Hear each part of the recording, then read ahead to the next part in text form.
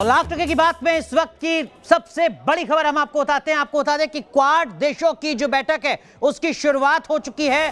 4 देशों का संगठन है क्वाड, जिसकी बैठक की शुरुआत हो चुकी है। ये वर्चुअल मीटिंग है जिसमें प्रधानमंत्री नरेंद्र मोदी ने अपना संबोधन किया। उन्होंने कहा है कि हमें एक साथ काम करना होगा।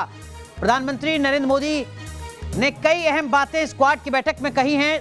अमेरिकी राष्ट्रपति जो बाइडेन भी इस बैठक में शामिल हैं। साथ ही साथ जापान के प्रधानमंत्री सुगा भी इस बैठक में शिरकत कर रहे हैं। ऑस्ट्रेलिया के प्रधानमंत्री भी इस बैठक में मौजूद हैं। दरअसल में क्वाड का मतलब ही ऑस्ट्रेलिया, जापान, अमेरिका और भारत का वो संगठन है जो अपने आप में एक बड़ी ताकत के तौर पर उभर रहा है। और इसी क्वाड संगठन के चलते पड़ोसी मुल्क चीन की मुश्किलें और ज्यादा बढ़ती जा रही हैं। चीन की मुश्किलें आखिर क्यों बढ़ रही हैं, आपको इस रिपोर्ट के जरिए बताते हैं। क्वाड यानी चीन की दादागिरी खत्म होने का ऐलान। क्वाड यानी चीन की बर्बादी के काउंटडाउन का आगाज। आज क्वाड देशों की बैठक में ड्रैगन की नाक में नकेल डालने के प्लान पर मोहर लगनी है। राष्ट्रपति बनने के बाद बाइडेन पहली बार पीएम मोदी के साथ हाई प्रोफाइल मीटिंग में मिल रहे हैं। क्वाड की वजह से चीन भारी टेंशन में है, इसीलिए क्वाड मीटिंग में आने वाले नतीजों से पहले ही ड्रैगन खौफजदा है।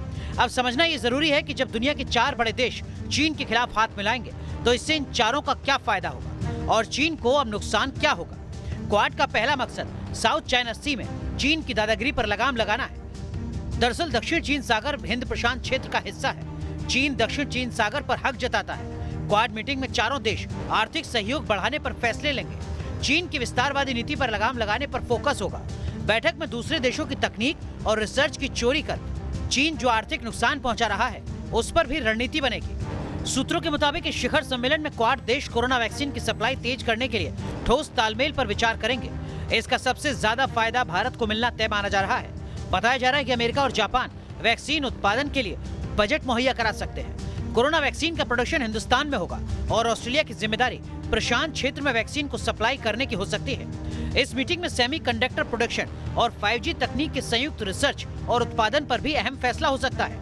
इसके अलावा क्रिटिकल इंफॉर्मेशन इंफ्रास्ट्रक्चर और आर्टिफिशियल इंटेलिजेंस के क्षेत्र में भी सहयोग पर अहम फैसले मुमकिन हैं। दुनिया के 4 अहम देशों के बीच क्वाड डिप्लोमेसी से चीन घबराया हुआ है। उसके डर की वजह भी वाजिब है, क्योंकि अब उसे अपनी दादागिरी का अंत नजर आ रहा है। Team news nation. भारतीय नौसेना को समंदर में नई ताकत मिलने वाली है। एंटी सबमरीन हेलीकॉप्टर रोमियो अगले कुछ ही महीनों में भारतीय सेना को सर्विस देने लगेगा। अमेरिका से 3 सीहॉक हेलीकॉप्टर का पहला बैच कुछ ही महीनों बाद यानी जून 2021 में मिलने वाला है।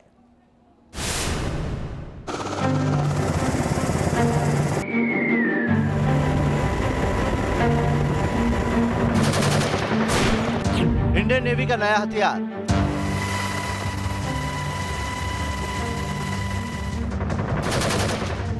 सबमरीन का खामोश शिकारी।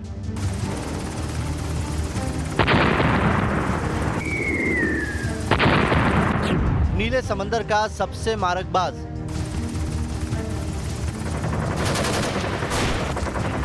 MH-60R Seahawk helicopter.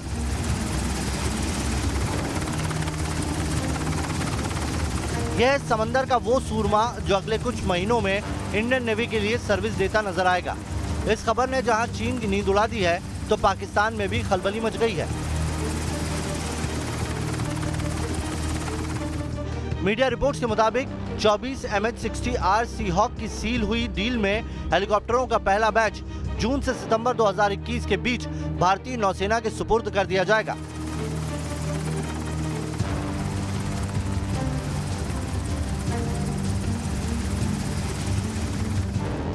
पिछले साल फरवरी में भारत सरकार ने अमेरिकी कंपनी लॉकहीड मार्टिन के साथ सीहॉक के लिए समझौता किया था। 24 सीहॉक हेलीकॉप्टरों की यह डील $2.6 अरब की थी। MH-60 सीहॉक एक मल्टी रोल अटैक कम सर्विलांस हेलीकॉप्टर है। इसके अलग अलग वेरिएंट्स स्पेन, डेनमार्क, ऑस्ट्रेलिया और दक्षिण कोरिया जैसे देश इस्तेमाल कर रहे हैं। MH-60 सीहॉक यूं तो anti surface warfare, combat search and rescue और मेडिकल इवैक्यूएशन के लिए भी इस्तेमाल किया जाता है, लेकिन इस हेलीकॉप्टर में भारत की दिलचस्पी की वजह इसकी एंटी सबमरीन वॉरफेयर कैपेबिलिटी रही है। सीहॉक एक बार उड़ान भरने के बाद न सिर्फ सोनार के जरिए समंदर में पनडुब्बियों पर निगरानी रख सकता है, बल्कि साथ ही साथ जरूरत पड़ने पर टॉर्पीडो के जरिए सबमरीन को निशाना भी बना सकता है। हिंद महासागर से लेकर अरब सागर तक चीन और पाकिस्तान की पनडुब्बियों की हिमाकत पिछले कुछ वक्त में बढ़ती हुई देखी जा रही है। हालांकि इंडियन नेवी की मुस्तैदी के आगे चालबाज चीन की साजिशें नाकाम रही है, लेकिन इंडियन नेवी कोई भी चूक नहीं चाहती। ऐसे में MH-60 सीहॉक हेलीकॉप्टरों का बेड़ा कमीशन के बाद समंदर में हिंदुस्तान के एक छत्र राज को बनाए रखने में मदद करेगा। Team news nation. सरहद पर हिंदुस्तान की आर्मी से मात खा चुका ड्रैगन अब डैम टेररिज्म पर उतर आया है। चीन ने ब्रह्मपुत्र पर डैम बनाने का फैसला लिया है और यह डैम अरुणाचल बॉर्डर से सिर्फ 30 किलोमीटर दूरी पर बनेगा।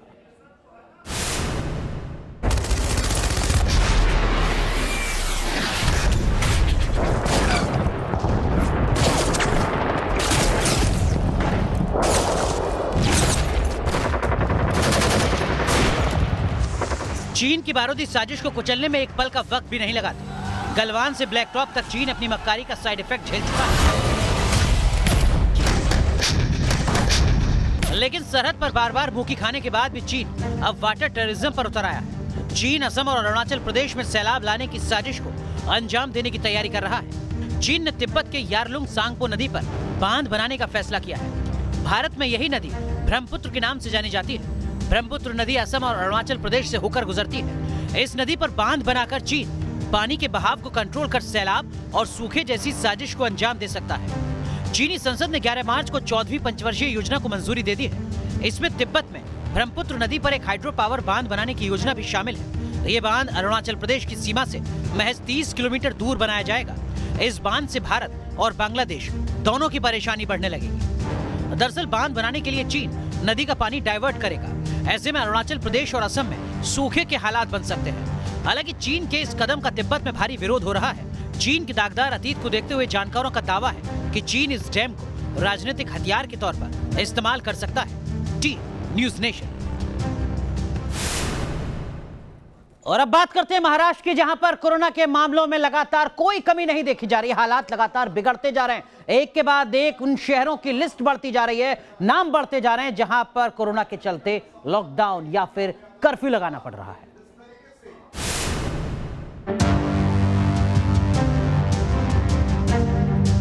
जनता की लापरवाही की ये तस्वीरें देखकर डर लग रहा है।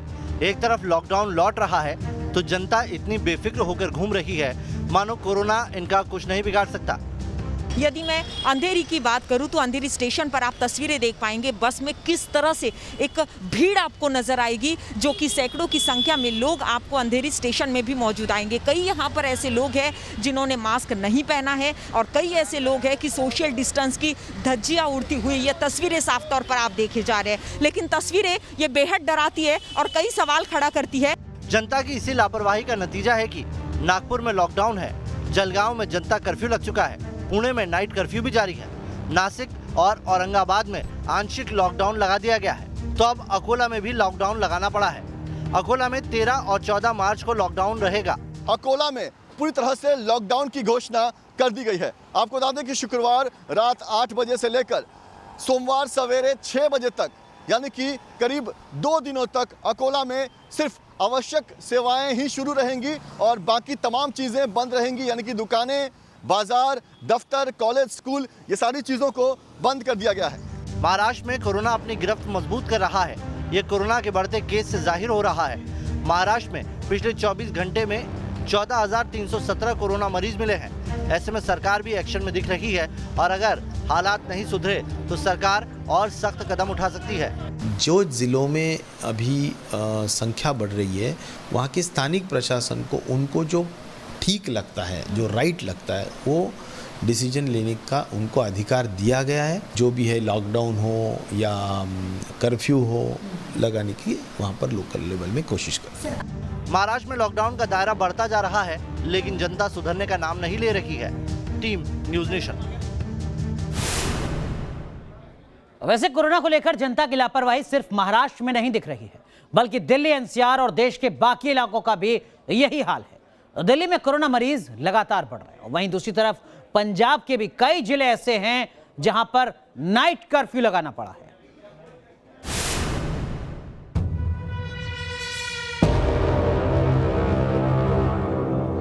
दिल्ली में कोरोना फैल रहा है, लेकिन ये लोग मास्क नहीं लगाएंगे। हम नीचे से आए थे ऊपर जीना, हमने सोचा इधर चलने के बाद में नहीं, ये तो मैंने अभी जस्ट करा है, मैं कंटिन्यू लगा के आया हूँ। नहीं, मास्क लगा हुआ है। आप तीनों ने देखा? नहीं, हट गया था। हम ट्रेन से आ रहे थे ना, तो निकाले हैं। फिर कोरोना खतरनाक हो रहा है, लेकिन इन्हें सोशल डिस्टेंसिंग का फॉर्मूला नहीं अपनाना। ये देखिए, ये उत्तर प्रदेश का बस अड्डा है जहां पर आपको सब लोग बिना मास्क के नजर आ रहे होंगे। ये गाजियाबाद है और दिल्ली को जोड़ने वाले ब्रिज पर मैं इस वक्त खड़ा हूं और तमाम लोग आपको बिना मास्क के नजर आएंगे। ये तस्वीरें दिल्ली एनसीआर में कोरोना के बढ़ते खतरे की तस्दीक कर रही हैं। दिल्ली में पिछले 24 घंटे में 409 कोरोना के केस सामने आए हैं और पिछले कुछ दिनों से दिल्ली में कोरोना के बढ़ते केस लगातार डरा रहे हैं। नोएडा की तस्वीर आपको दिखा रहे हैं, सेक्टर 27, और यहाँ की तस्वीर क्या है आप देख सकते हैं। किसी तरह के कोई नॉर्म्स जो हैं वो अब फॉलो नहीं किए जा रहे। मास्क शहरों से हटे हुए और साथ ही सोशल डिस्टेंसिंग की पूरी तरह से धज्जियां उड़ती हुई साफ तौर पर देखी जा सकती हैं। देश के कई और राज्यों में भी कोरोना बेलगाम हो रहा है। पंजाब में पिछले 24 घंटे में 1700 से ज्यादा केस सामने आए हैं, जिसके चलते पंजाब के कई शहरों में नाइट कर्फ्यू लगा दिया गया है। नवा शहर, जालंधर, होशियारपुर, कपूरथला, पटियाला, लुधियाना, मोहाली और फतेहगढ़ साहिब में नाइट कर्फ्यू लगा दिया गया है। इतना ही नहीं, अगर पंजाब में हालात और बिगड़े तो सख्ती और नजर आ सकती है। किसी डीसी के क्षेत्र में कोई ऐसी प्रॉब्लम आती है तो उसके पास पावर है, तो उसको बकायदा डेजिग्नेट किया गया, आप अपनी मर्जी कर सकते हो कि लोगों को कैसे बचाना है। सबसे बड़ी बात है उसको जो फैलाया है बीमारी को रोकना है उसको। महाराष्ट्र, दिल्ली, पंजाब के अलावा केरल, गुजरात और मध्य प्रदेश में भी कोरोना तेजी से शिकंजा कस रहा है। ऐसे में जरूरी है कि लोग कोरोना गाइडलाइंस का पालन करें ताकि कोरोना के खिलाफ हिंदुस्तान जंग जीत सके। Team news nation. और अब बात अखिलेश यादव की कल की उस प्रेस कॉन्फ्रेंस की जिसमें जमकर हंगामा हुआ। अखिलेश यादव इसको बीजेपी की साजिश बता रहे हैं और विपक्ष से लोकतंत्र पर हमला।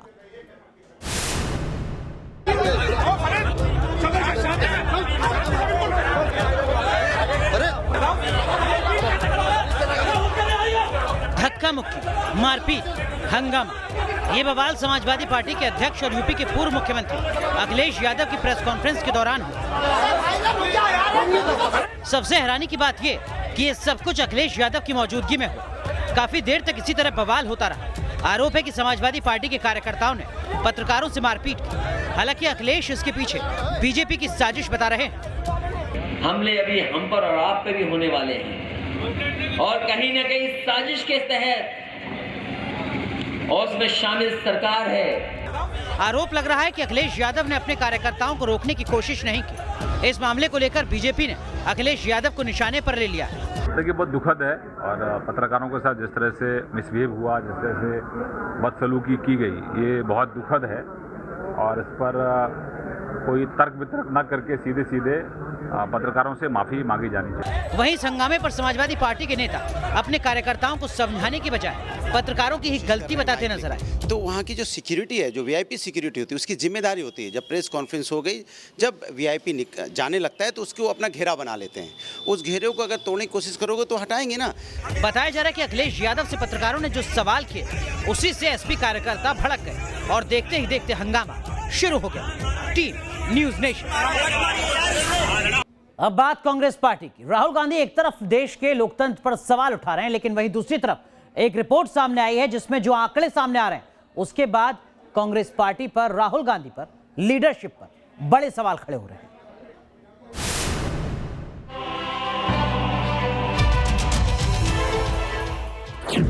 देश के लोकतंत्र पर सवाल उठाना क्या राहुल की खींच है? क्या राहुल अपनी नाकामी को देश के लोकतंत्र की नाकामी बताने की कोशिश कर रहे हैं? कांग्रेस राहुल गांधी के ट्वीट को विदेशी एजेंसियों की रिपोर्ट से जुड़ा बता रही है, लेकिन सवाल है कि खुद लोकतांत्रिक प्रक्रिया में भाग लेने वाली पार्टी के नेता क्यों देश के लोकतंत्र पर सवाल उठा रहे हैं?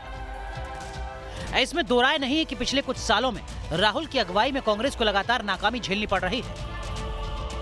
कांग्रेस लगातार हार रही है और इसका असर पार्टी की सेहत पर भी पड़ रहा है।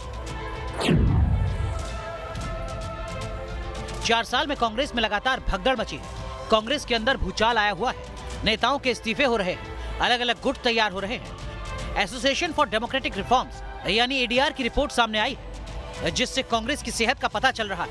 रिपोर्ट के मुताबिक 2016 से 2020 के दौरान हुए चुनावों के वक्त कांग्रेस के 170 विधायक दूसरे दलों में शामिल हो गए, जबकि बीजेपी के सिर्फ 18 विधायकों ने दूसरी पार्टियों का दामन थामा। रिपोर्ट में कहा गया है कि विधायकों के पलायन के कारण मध्य प्रदेश, मणिपुर, गोवा, अरुणाचल प्रदेश और कर्नाटक राज्य विधानसभाओं में हाल ही में सरकारें गिरी। यही वजह है कि बीजेपी भी राहुल पर वार कर रही है। बीजेपी प्रवक्ता संबित पात्रा ने ट्वीट किया है, राहुल एक फेलियर है, इसका मतलब ये नहीं कि देश फेलियर है। बीजेपी का कहना है कि देश के लोकतंत्र पर राय देने से पहले राहुल को अपने परिवार के इतिहास पर गौर करना चाहिए।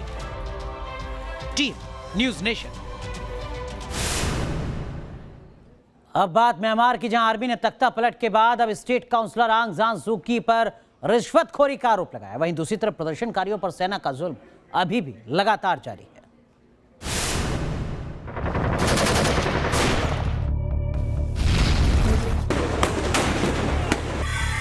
उसी का शहर, वही मुद्दई, वही मुंसिफ। हमें यकीन था हमारा कसूर निकलेगा। म्यांमार की सबसे बड़ी नेता आंग सान सू की के साथ यही हो रहा है। उन्हें रिश्वतखोर साबित करने की साजिश में जुट गई है म्यांमार की आर्मी। एक तरफ प्रदर्शनकारियों पर सेना का जुल्म, भीड़ पर लगातार होती पुलिस फायरिंग की घटनाएं बढ़ रही हैं। वहीं दूसरी तरफ अब सेना आंग सान सू की छवि को बिगाड़ने की कोशिश कर रही है। सेना ने सू की पर अवैध तरीके से 4 करोड़ 36 लाख रुपए लेने का आरोप लगा दिया है। उन पर गलत तरीके से सोना लेने का भी इल्जाम है। हालांकि सेना ने कथित रिश्वतखोरी के कोई सबूत पेश नहीं किए। ये भी नहीं बताया कि यह रकम किससे और क्यों ली गई। विशेषज्ञ इसे सेना का माइंड गेम बता रहे हैं। मतलब जिस नेता के लिए आवाम अपनी जान न्यौछावर करने पर उतारू है, उसे ही करप्ट और घोटालेबाज साबित कर देने की साजिश रची जा रही है। सूकी को पिछले 5 हफ्तों से अंडरग्राउंड रखा गया है। उन पर गैर कानूनी तरीके से वॉकी टॉकी रखने और कोविड-19 नियमों को तोड़ने समेत कई आरोप लगे हैं। Team news nation. दिल्ली से लेकर कश्मीर तक मौसम का मिजाज बदल चुका है। दिल्ली में जहां सुबह बारिश के बाद मौसम सुहाना हुआ, वहीं कश्मीर में बर्फबारी से मौसम सर्द हो गया।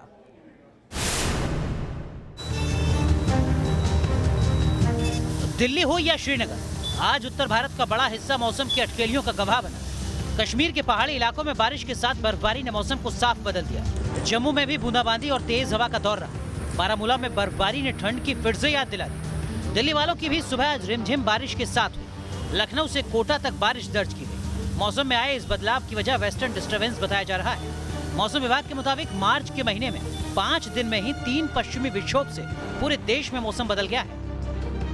मौसम विभाग की माने तो शनिवार को मार्च का चौथा वेस्टर्न डिस्टर्बेंस आने की संभावना है, जिसके चलते 14 से 15 मार्च तक हिमालय से लगे तमाम पहाड़ी राज्यों यानी जम्मू कश्मीर, लद्दाख, हिमाचल प्रदेश और उत्तराखंड के ऊंचाई वाले इलाकों में बर्फबारी होने के आसार हैं। जबकि उत्तर के मैदानी इलाकों राजस्थान, पंजाब, हरियाणा, दिल्ली और पश्चिमी उत्तर प्रदेश के साथ साथ मध्य प्रदेश में कहीं ना कहीं बारिश होने की संभावना बनी हुई है। Team news nation.